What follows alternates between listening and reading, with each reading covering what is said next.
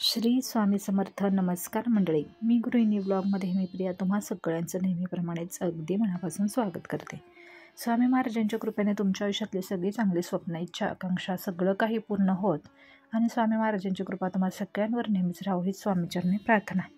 तर मंडळी, आजचा व्हिडिओ थोडासा वेगळा असणार आहे. तर मंडळी, आता नुकताच सुरू झालेला आहे पितृपक्ष किंवा पितृ पंधरवडा.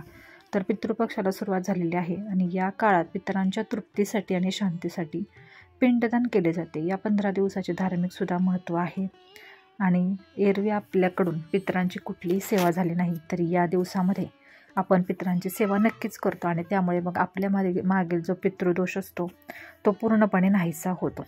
तर या पितृपक्षामध्ये असा एक तुम्हाला उपाय करायचा आहे पितृपंधरवड्यामध्ये की जेणेकरून तुमच्या आयुष्यातली सगळी दुःख, संकट कायमची निघून जातील आणि पितरसुद्धा तुमच्यावरती खुश होतील, नाराज होणार नाही आणि जे काही तुमच्यावरती पितृदोष लागलेला आहे तो सुद्धा कायमचा निघून जाणार आहे.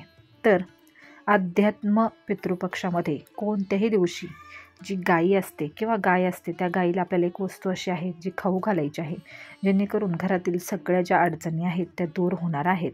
तर आपल्याला माहितीच आहे की गाय ही आपल्या हिंदू धर्मामध्ये खूपच महत्त्व गाईला आहे. गायीच्या शरीरामध्ये किंवा गायीमध्ये 33 कोटी देवांचं अस्तित्व आहे असं सुद्धा आपल्या म्हणजे धर्मामध्ये मानलं जातं. तर पितृपक्षामध्ये गाईला अशी एक वस्तू आहे जी जर आपण खाऊ घातली तर आपल्या घरातील सर्व अडीअडचणी, दुःख, सर्व संकट सगळं काही म्हणजे दूर होणार आहे. पितृपक्षामध्ये कावळ्याला जेवढं महत्त्व आहे तेवढंच गाईचं सुद्धा महत्त्व आहे. तुम्हाला फक्त पितृपक्षात हा एक उपाय करायचा आहे. पितृपक्षात 15 दिवस जे असतात ते अत्यंत महत्त्वाचे असतात. 15 दिवसांमध्ये आपण पितरांची सेवा केलीच पाहिजे. त्यांना प्रसन्न करण्यासाठी आपण काही उपाय केलेच पाहिजेत, म्हणजेच आपल्या मागे पितृदोष हा कधीच लागणार नाही. आणि यासाठी एक उपाय जो आहे तो आपल्याला आपल्या घरात करायचा आहे आणि त्यासाठी आपल्याला फक्त एका गोष्टीची गरज लागणार आहे आणि ती वस्तू म्हणजे तुमच्या जे घरात असलेले गहू. तर मंडळी, तुम्हाला एक मुठभर गहू घ्यायचे आहे. तुम्हाला एक मुठभर गहू घेऊन ती तुमच्या घराच्या बाहेर घेऊन जायची आहे. म्हणजे तुमच्या प्रवेशद्वारावरती जो मुख्य दरवाजा आहे त्या मुख्य दरवाजाच्या बाहेर जाऊन तिथे आपल्याला उभे राहायचे आहे आणि आपल्या मुख्य दारावरून आपल्या ते गहू 3 वेळेस आपल्याला ते ओवाळायचे आहेत. 3 वेळेस तुम्हाला ते गहू ओवाळून जसं घड्याळ कसं फिरतं त्या घड्याळाचा काटा कसा फिरतो त्याचप्रमाणे 3 वेळेस आपल्याला मुख्य दाराच्या वरपासून खालीपर्यंत गोल असे आपले ते गहू मुठभर आहेत ते फिरवायचे आहेत आणि 3 वेळेस फिरून झाल्यानंतर ते गहू आपल्याला गाईला खाऊ घालायचे आहे आणि फक्त गाईलाच तुम्हाला गहू खाऊ घालायचे आहे. परंतु जर तुमच्याकडे गाय नसेल तेव्हा तुम्ही हे गहू समुद्रात किंवा नदीमध्ये किंवा तलावात विसर्जित करू शकता, परंतु गाईला प्राधान्य देणं गरजेचं आहे. जेव्हा गाय मिळतच नसेल तेव्हा मग तुम्ही गहू पाण्यात विसर्जित करू शकता, पण दारावरून ओवाळून म्हणजे मुख्य दारावरून ओवाळून या गव्हाचे विसर्जन करा किंवा गाईला खाऊ घाला. तर हा सोपा उपाय पितृपक्षामध्ये अवश्य करा, यामुळे तुम्हाला खूप लाभ मिळेल. कारण पितृपक्ष हा जो पंधरवडा आहे पितृपंधरवडा, या पंधरवड्यामध्येच आपल्याला आपल्या पितरांची सेवा करण्याची संधी मिळत असते. आणि आता बऱ्याचदा काय होतं, घरामध्ये मुली उपवर होतात आणि त्यांचे लग्न ठरत नाही किंवा नेहमी आर्थिक समस्या आपल्याला भेडसावत असतात, व्यवसायामध्ये आपल्याला यश मिळत नसतं किंवा सतत घरातली स्त्री आजारी पडत असते. तर अशा वेळी समजून जायचं की आपल्या घराला पितृदोष लागलेला आहे आणि याचाच अर्थ की आपण आपल्या पितरांची सेवा करत नाही. तर एकतर अक्षय तृतीया आणि पितृपंधरवडा. तर पितृपंधरवडा हा खूप महत्त्वाचा दिवस आहे किंवा महत्त्वाची तिथी आहे ज्यामध्ये आपण आपल्या पितरांची सेवा केलीच पाहिजे.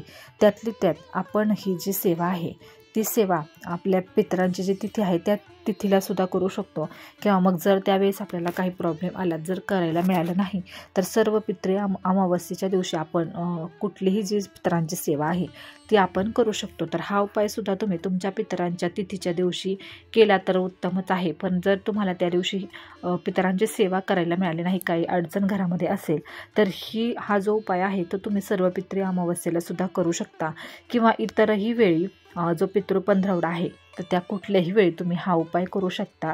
कारण गायीमध्ये 33 कोटी देवांचं अस्तित्व असतं आणि गायीची सेवा केली तर ती कधीच वाया जात नाही. त्यामुळे आपल्याला कावळ्याला विशेष महत्त्व या पितृपंधरवड्यामुळे पंधरवड्यामध्ये असलं तर सुद्धा गाईला सुद्धा विशेष महत्त्व या पितृ पंधरवड्यामध्ये आहे. ज्याप्रमाणे आपण कावळ्यामार्फत आपल्या पितरांना नैवेद्य दाखवतो, त्याचप्रमाणे गाईमार्फत आपण आपल्या जेवढे आपले दैवत आहेत किंवा जे आपले देव आहे ज्यांना आपण मानतो, ज्यांच्यामुळे आपलं म्हणजे घर व्यवस्थित चाललेलं आहे, तर त्यांनासुद्धा हा नैवेद्य पोचतो. आणि ज्या दिवशी किंवा ज्या वेळेस देव खुश होतात त्यावेळेस आपले पितरसुद्धा खुश होतात आपोआपच. आणि आपल्या गाईच्या पोटामध्ये 33 कोटी देवांचं अस्तित्व असतं, त्यामुळे इतक्या देवांना आपलं नैवेद्य पोचतं. त्यामुळे कुठलाही सणवार असेल किंवा अगदी रोजही तुम्ही गाईला जर पहिली पोळी केली आणि ती गाईला जर तुम्ही टाकली तर कुठल्याही प्रकारचे आर्थिक प्रॉब्लेम किंवा कुठल्याही प्रकारचे संकट आपल्या घरावरती येत नाहीत. तर हा बऱ्याच जणांचा विश्वास आहे. तुमचीसुद्धा विश्वास आणि श्रद्धा असेल तर हा उपाय नक्की करून पहा. गाईमार्फत सुद्धा तुम्ही तुमच्या देवदेवतांना खुश करू शकता.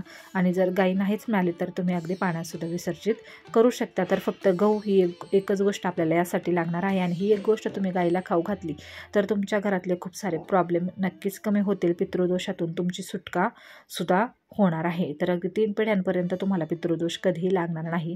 फक्त दरवर्षी म्हणजे ह्याच्या पितृ पंधरवड्यामध्ये इतकी सेवा आपल्याला गायीची करायची आहे. ज्याप्रमाणे कावळ्याला आपल्याला गोष्ट काही खाऊ घालायची असेल तो व्हिडिओ मी पोस्ट केलेला आहेच, त्याचप्रमाणे आपल्याला गाईला सुद्धा अशी एक गोष्ट आहे जी आपल्याला ही खाऊ घालायची आहे आणि ज्याने आपल्या पितृदोषापासून मुक्ती होणार आहे. हा छोटासा व्हिडिओ होता ज्यामध्ये मी तुम्हाला सांगण्याचा प्रयत्न केलेला आहे. जर तुमची श्रद्धा असेल, विश्वास असेल, तुम्ही सुद्धा खूप साऱ्या अडीअडचणींमधून जात असाल तर समजून जा की तुम्हाला पितृदोष लागलेला आहे. आणि त्यामुळे असे सोपे उपाय करून तुम्ही तुमच्या पितरांची सेवा केली तर आपले पितर आपल्यावरती खुश होतात, प्रसन्न होतात आणि आपल्याला छान आशीर्वाद देतात. त्यामुळे या छोटासा उपाय करायला आपल्याला काहीच हरकत नाही. व्हिडिओ कसा वाटला हे कमेंट सेक्शनमध्ये नक्की सांगा. आवडला असेल तर लाईक शेअर करा आणि आपल्या चॅनलला सुद्धा सबस्क्राईब करा. अशाच प्रकारे सगळी धार्मिक माहिती, स्वामी समर्थांसंबंधीची संपूर्ण माहिती, आपल्या मराठी सणांसंबंधीची संपूर्ण अचूक माहिती तुम्हाला आपल्या चॅनलवरती दिली जाईल. तत्पूर्वी जर तुम्ही चॅनलवरती नवीन असाल तर प्लीज माझ्या चॅनलला सबस्क्राईब करा. आणि जर आजचा हा व्हिडिओ आवडला तर प्लीज लाईक करा. चला तर मग मंडळी पुन्हा भेटूया तशाच एका छानशा व्हिडिओसोबत. तोपर्यंत श्री स्वामी समर्थ.